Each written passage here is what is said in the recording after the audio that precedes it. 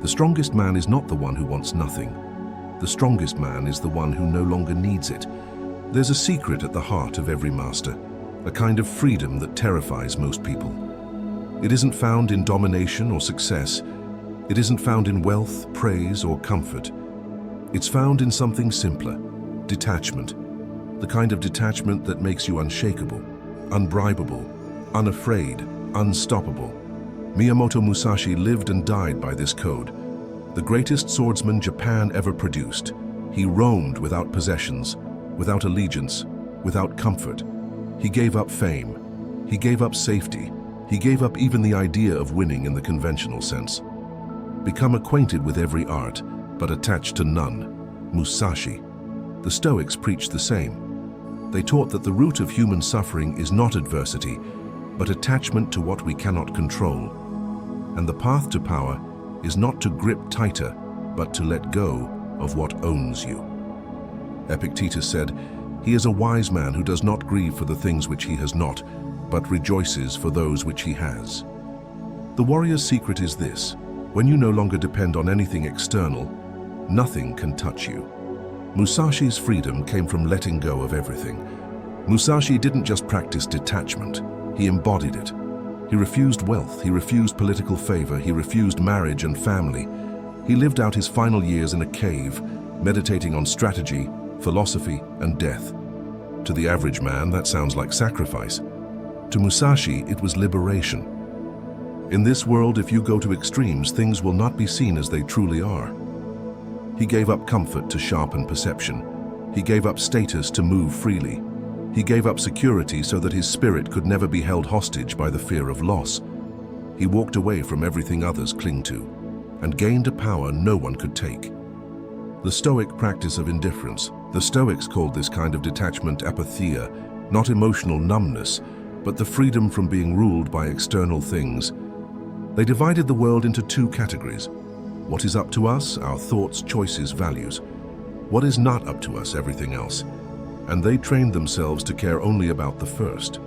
Seneca said, "He who is not a slave to external circumstances is free." The Stoic does not try to avoid pain, failure, or death. He accepts them fully, and because of that, he fears nothing. Desire makes you weak, detachment makes you dangerous. Musashi warned that preference is a liability. If you prefer a certain weapon, the enemy can disarm you. If you prefer a certain tactic, they can predict you. If you prefer a certain outcome, they can bait you. Do not let your mind be clouded with a narrow bias. Train it to see clearly. Desire creates expectation. Expectation creates vulnerability. Vulnerability creates defeat. The Stoics trained to desire nothing unnecessary. Marcus Aurelius reminded himself, "Very little is needed to make a happy life. It is all within yourself, in your way of thinking." If you want nothing, no praise, no reward, no guarantee, then you cannot be manipulated, distracted, or discouraged. You become mentally invincible. Comfort is the cage, discomfort is the door. Most men today are domesticated by comfort. They can't take cold, hunger, rejection, stillness, or boredom. Their entire sense of well-being is outsourced to pleasure. Musashi avoided comfort because he saw it as a trap. He wore coarse clothes, slept wherever he could, ate simply, trained relentlessly. Not because he loved suffering, but because he knew that the man who needs nothing cannot be broken. The Stoics trained discomfort too. Seneca practiced poverty. He said, "Set aside a certain number of days during which you shall be content with the scantiest and cheapest fare, so that it may be said of you, he was training for life." Try asking yourself, what do I think I need that I really don't? What comfort am I addicted to? Where has pleasure made me soft? Detachment starts by letting discomfort build discipline. Even victory can be a trap if you cling to it. Musashi said you must let go of even the desire to win. If your focus is on victory, you lose sight of strategy. If your focus is on gain, you lose your edge. Do not think dishonestly. Musashi, he meant don't fool yourself into believing that outcome is the goal. The way is the goal. The Stoics taught the same. Epictetus said, "Don't demand that things happen as you wish, but wish that they happen as they do, and you will go on well." Clinging to results creates anxiety and self-sabotage. You win not by demanding success, but by being indifferent to everything except doing your part well. You must be willing to lose everything so that you fear nothing. Musashi faced death repeatedly, not just in battle but in life. He prepared for it daily. In his final writings, Dokudo, the first precept is, accept everything just the way it is. He knew that death, failure, betrayal, loss, these are not accidents. They are the training ground. The Stoics kept death at the center of their practice. Marcus Aurelius wrote, "You could leave life right now. Let that determine what you do, say, and think." Detachment isn't about becoming cold. It's about becoming undistracted by fear. You fear nothing when you've already accepted loss as part of life. Letting go is a practice, not a feeling. Musashi didn't feel detached. He trained detachment. He returned to simplicity again and again. He practiced emotional neutrality, not to escape life, but to see clearly through it. You must do the same. Letting go is not passive, it's active. It means saying no to the impulse to grasp, saying yes to the moment as it is, returning again and again to what is yours to control, and only that. The Stoics weren't saints. They got angry, they had doubts, but they trained returning to principle over and over. Seneca wrote, "We suffer more in imagination than in reality." Letting go is seeing that 90% of your suffering is mental noise, and learning to drop it on command. In part 2, you'll learn how to make this way of being real, how to develop daily disciplines of detachment, emotional neutrality, and inner freedom.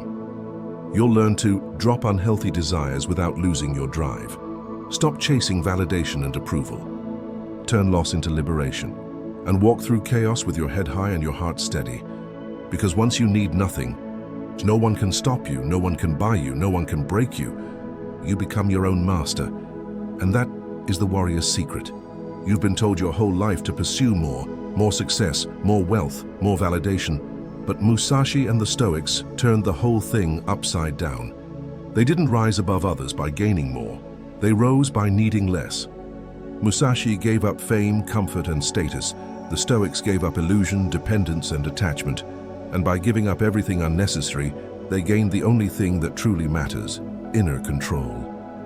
In part 1, we saw that the true source of strength lies in detachment.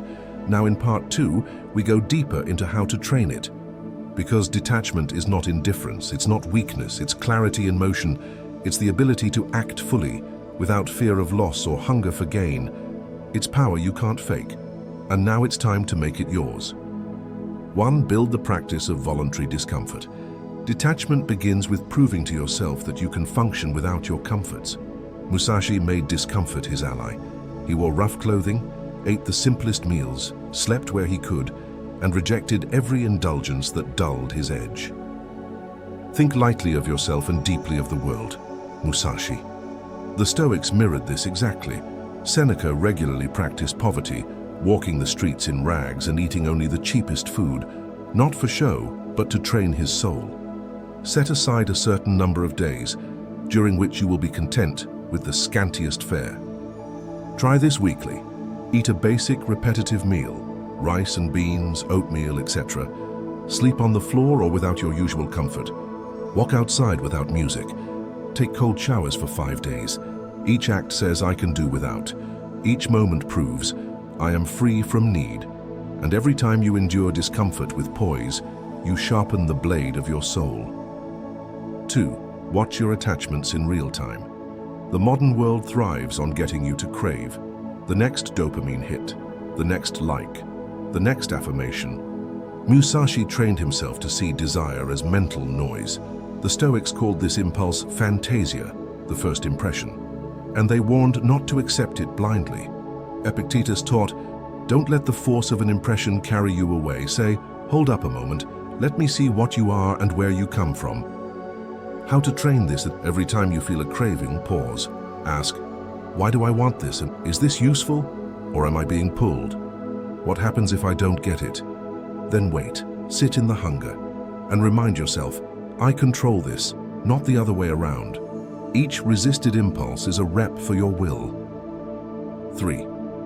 Journal daily to identify and let go of internal clinging. Musashi didn't keep a diary.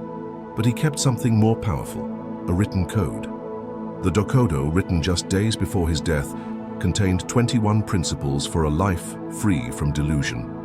Many of them are about letting go. Do not pursue pleasure for its own sake.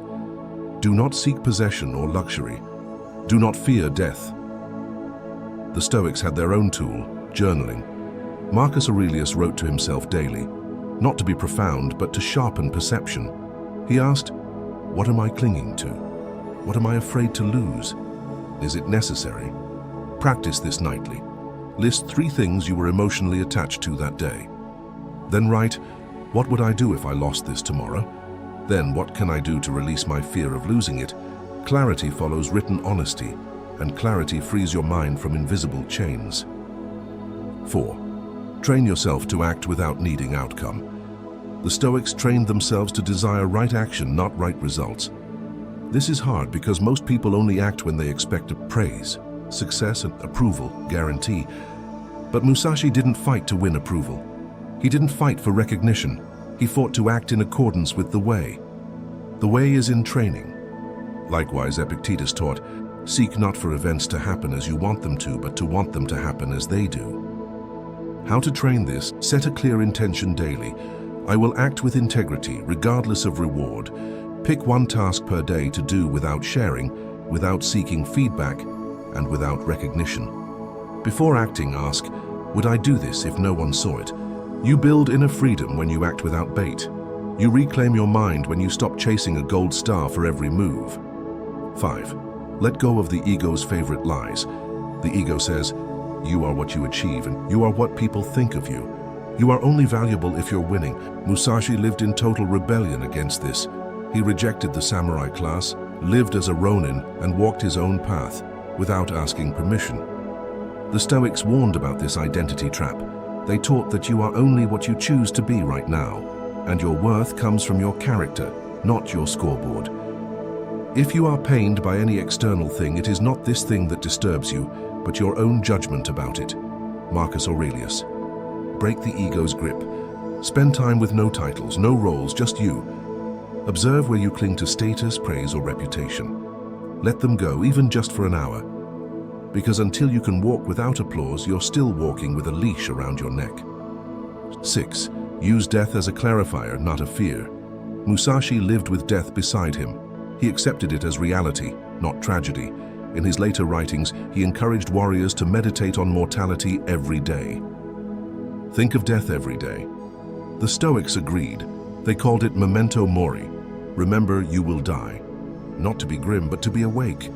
Because when death becomes real, most of what we worry about becomes ridiculous. Train this. In the morning, remind yourself, I could die today. In the evening, ask, if this had been my last day, did I live aligned with my principles? Far from making you depressed, this practice will purify your focus.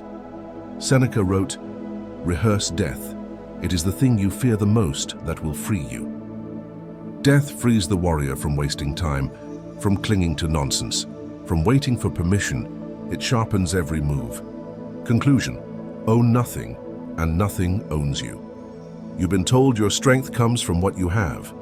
Musashi and the Stoics teach the opposite.